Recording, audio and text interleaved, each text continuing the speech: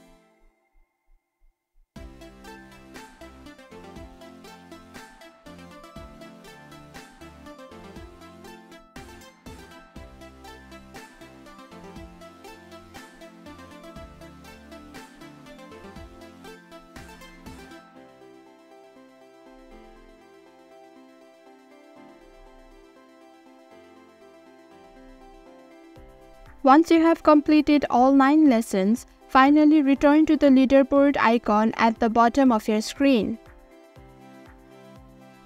And that's it, you have successfully unlocked the leaderboard on Duolingo. Thank you for watching Online Help Guide. Hope this video was helpful. If it was, then hit the like button and comment down below if you have any questions or feedback. Also, if you are new to our channel, subscribe and hit the bell icon so that you don't miss our upcoming videos.